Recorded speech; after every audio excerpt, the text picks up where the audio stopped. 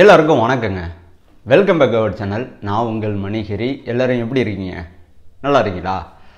So Kollywood இண்டஸ்ட்ரியில் கிட்டத்தட்ட மரண ஹிட் அடித்த நிறையா படங்கள் இருந்தாலும் இந்த படத்தை நாம் எத்தனை தடவை பார்த்தாலும் சலிக்காது. ஏன்னா இந்த படத்தோட அந்த திரைக்கதை பார்த்திங்கன்னா வேறு மாதிரி இருக்கும். இந்த படத்தில் நடித்த அனைத்து நடிகரோட பர்ஃபார்மன்ஸும் வெறித்தனமாக இருக்கும். சாலிடாக சொல்லப்போனால் நம்ம யதார்த்தமாக சொல்லுவோம்ல, உண்மையிலே கூஸ்பமாக இருக்குப்பா இந்த படத்தில் வர ஒவ்வொரு சீனும் அப்படின்னு சொல்லுவோம்ல. ஆனால் இந்த படம் ஸ்டார்டிங்லேருந்து எண்டு வரைக்கும் கூஸ்பம் தான். ஏன்னா 1999 ரிலீஸ் ஆன ஸ்டைலிஷான படங்கள்னு பார்த்தீங்கன்னா அது இந்த படம் தான். பக்காவாக இருக்கும். ஸோ கடைசி கிளைமேக்ஸ்லாம் வேறு மாதிரி இருக்கும். ஏன்னா நினச்சி பார்க்க முடியாத ஒரு கிளைமேக்ஸு. ஸோ சாலிடான ஒரு கூஸ்பம் ஏற்படுத்துகிற ஒரே படம். ஸோ இந்த படம் ரிலீஸ் ஆகி இந்த நாள் வரைக்கும் கிட்டத்தட்ட 25 வருஷம் ஆச்சு. ஸோ இந்த படம் ரிலீஸ் ஆன வருஷம் பார்த்திங்கன்னா 1999 சாலிடாக ஏப்ரல் மாதம் 10ஆம் தேதி. ஸோ இந்த படம் ஏற்படுத்தின அந்த வசூல் வேட்டை பார்த்திங்கன்னா கிட்டத்தட்ட வேறு லெவல். இது வரைக்கும் கோலிவுட் இண்டஸ்ட்ரியில் அந்த டைமில் பர்டிகுலராக இந்த படம் வசூல் பண்ண மாதிரி வேறு எந்த ஒரு படமே வசூல் பண்ணவே இல்லை. ஏன்னா இந்த படம் தான் கோலிவுட் இண்டஸ்ட்ரியில் முதல் 50 கோடியை கிராஸ் பண்ண ஒரே படம்.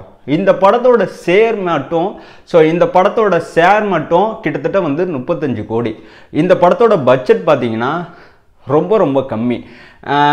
ஏன்னா இந்த அளவுக்கு கிராண்டியாக எடுத்த ஒரு படத்தோட பட்ஜெட்டு எவ்வளோ இருக்கும்? ஏன்னா ஒரு 10-15 கோடி இருக்குமா அப்படின்னு தானே நம்ம நினைப்போம். ஆனால் இந்த படம் சம்மந்தமான ஒரு சில விஷயத்தை நம்ம செக் பண்ணி பார்க்குறப்ப இந்த படத்தோட பட்ஜெட் 5 கோடி தான் அப்படின்னு தெரிய வந்திருக்கு. ஸோ 99 அந்த டைம்லேயே பார்த்தீங்கன்னா 5 கோடியில் கிராண்டியான ஒரு திரைப்படத்தை KS ரவிக்குமார் அவர்கள் எடுத்திருப்பாப்புல. ஸோ பக்காவாக தயாரிச்சிருப்பார் PL தேனப்பன் அவர்கள். ஆக்சுவலாக PL தேனப்பன் அவர்கள் இந்த படத்தோட one of the producer.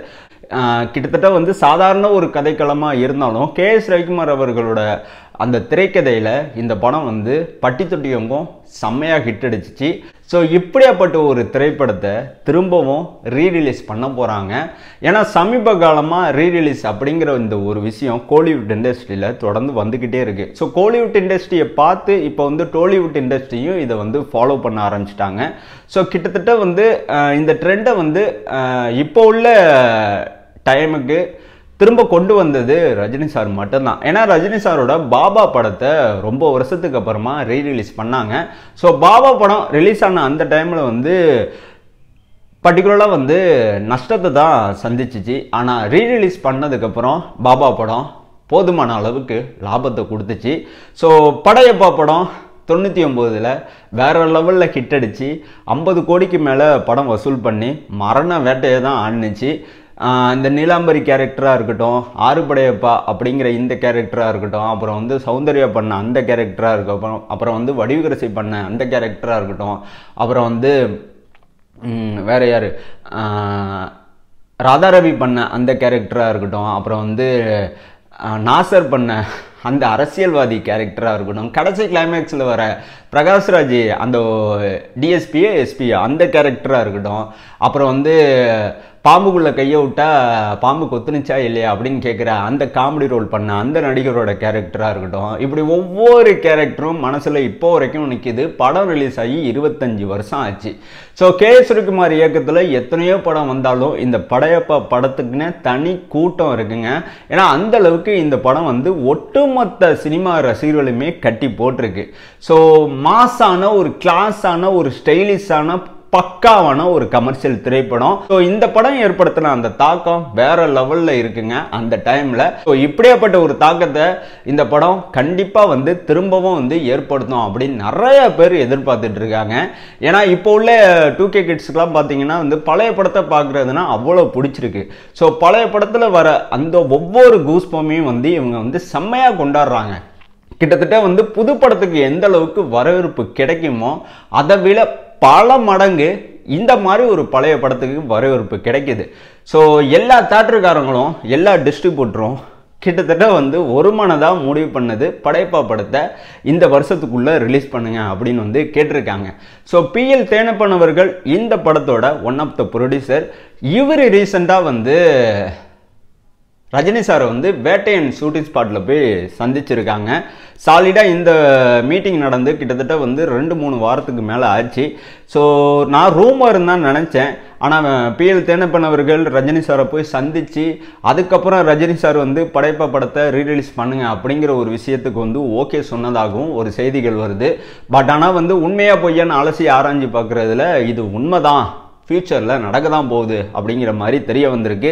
So 2024 Padayappa படம் ரீரிலீஸ் பண்ண போகிறாங்க. ஆனால் எப்போ ரிலீஸ் பண்ண போகிறாங்க, எந்த டேட்டில் இந்த படம் வந்து தேட்டரில் வரப்போகுது அப்படின்னு வந்து இப்போ வரைக்கும் தெரியல. பட் என்னோட கணிப்புப்படி 2024 டிசம்பர் 12ஆம் தேதி ரஜினி சாரோட பர்த்டே அன்னைக்கு இந்த படம் ஒட்டு மொத்தமாக தமிழ்நாடு ஃபுல்லாக ரிலீஸ் பண்ண போகிறாங்க. ஸோ ஆந்திராவிலேயும் இந்த படத்தை வந்து டப் பண்ணி விடலாம் அப்படிங்கிற ஐடியாவில் இவங்க வந்து இருக்காங்க. பட் ஆனால் வந்து தமிழ்நாட்டில் டிசம்பர் 12 அன்னைக்கு இந்த படம் எல்லா தேட்டர்லையும் வரும்னு நான் எதிர்பார்க்குறேன். ஏன்னா இவங்க வந்து வருஷத்தை மட்டும்தான் ஃபிக்ஸ் பண்ணியிருக்காங்க. எந்த டேட்டில் எந்த மந்தில் இந்த படம் வரப்போகுது அப்படிங்கிற விஷயத்தை இவங்க வந்து ஃபிக்ஸ் பண்ணலை.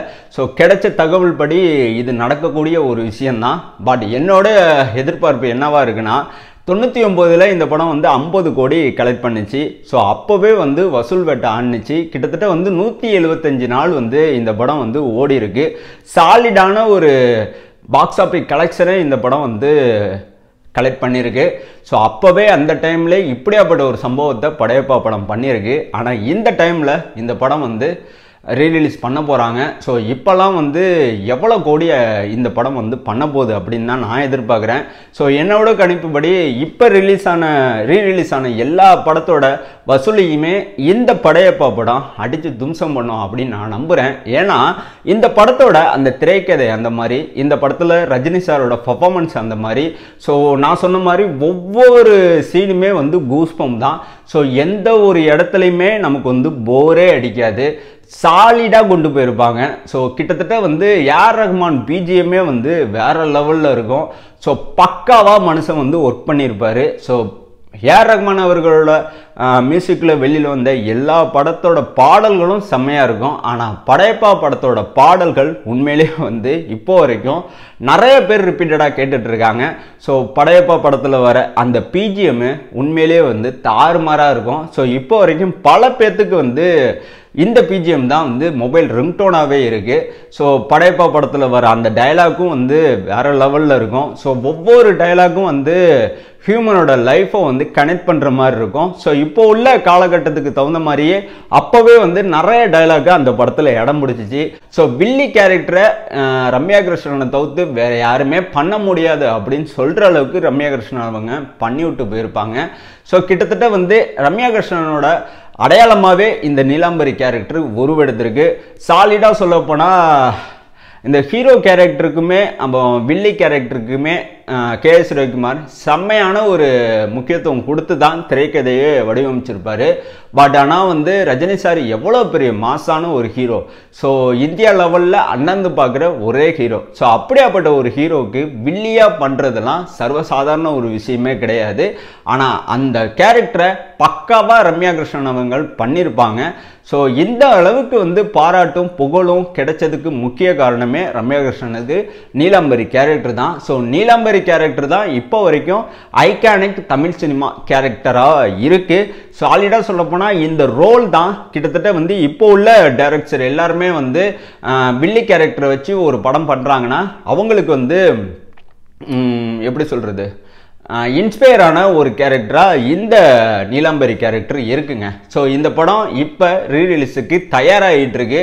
ஸோ இதுக்கான வேலைகளை வந்து PL தேனப்பன் அவர்கள் பார்த்துக்கிட்டு இருக்காரு. ஸோ கிட்டத்தட்ட பார்த்தீங்கன்னா KS ரவிக்குமார் அவர்கள் இந்த படத்தை வந்து ரீரிலீஸ் பண்ணுங்க அப்படின்னு வந்து எங்கேயுமே எந்த இடத்துலையுமே யார்ட்டையுமே வந்து கேட்கவே இல்லை. PL தேனப்பன் அவர்கள் தான் இந்த முடிவை வந்து எடுத்திருக்காரு. ஸோ ஏன்னா இங்கே நிறைய பேர் வந்து பக்காவான ஒரு கமர்ஷியல் படத்தை பார்க்கணுன்னு ஆர்வம் காட்டிகிட்டு இருக்காங்க. ஸோ இதுக்கு தீனி போடுற மாதிரி இந்த படையப்பா படம் கண்டிப்பாக இருக்கும் அப்படின்னு வந்து PL தேனப்பன் அவர்கள் நம்புகிறாரு. ஸோ இந்த விஷயத்தை வந்து KS ரவிக்குமார் அவர்கள் ஒரு இன்டர்வியூவில் வந்து டிக்ளேர் பண்ணியிருக்காரு. சாலிடாக சொல்லப்போனால் இவர் எதிர்பார்க்குற மாதிரியே இந்த படம் வந்து ரிலீஸ் ஆக போகுது. ஸோ அதுக்கான பேச்சுவார்த்தை போயிட்டுருக்குன்னு ஒரு இன்டர்வியூவில் சொன்னாப்புல மனுஷன். ஸோ அதே மாதிரி PL தேனப்பன் அவர்கள் ரஜினி சாரை வேட்டையன் படத்தோட ஷூட்டிங்கில் மீட் பண்ணி கிரீன் சிக்னல் வாங்கிட்டாப்புல. ஸோ கிட்டத்தட்ட வந்து 50 கோடி கலெக்ட் பண்ண ஒரே படமாக தமிழ் சினிமா இண்டஸ்ட்ரியில் இப்போ வரைக்கும் படையப்பா படம் தான் திகழ்ந்துகிட்டு இருக்கு. ஸோ இந்த மாதிரி ஒரு வசூல் வெட்டியை 2024 பண்ணுமா இல்லையான்னு பொறுத்திருந்து பார்ப்போங்க. ஸோ ஃபைனலாக ஒன்று சொல்லிக்கிறேன், இந்த வீடியோ இதோட முடிஞ்சு. இந்த வீடியோ உங்களுக்கு பிடிச்சிருந்துச்சுன்னா நிறைய பேத்துக்கு ஷேர் பண்ணுங்க. இந்த வீடியோ உங்களுக்கு பிடிச்சிருந்துச்சுன்னா மறக்காம சேனலுக்கு ஒரு சப்ஸ்கிரைப் பண்ணுங்க. வீடியோ பிடிச்சிருந்துச்சுன்னா லைக் பண்ணுங்க. வீடியோ பிடிச்சிருந்துச்சுன்னா எதுவாக இருந்தாலும் கமெண்ட் பண்ணுங்க. சேனல்ல இருந்து வர ஒவ்வொரு வீடியோவுக்கும் உங்களோட சப்போர்ட்டை தொடர்ந்து கொடுத்துக்கிட்டே இருங்க. நான் உங்கள் மணிஹரி. நான் உங்களை நெக்ஸ்ட் வீடியோவில் கண்டிப்பாக சந்திக்கிறேன். தேங்க்யூ.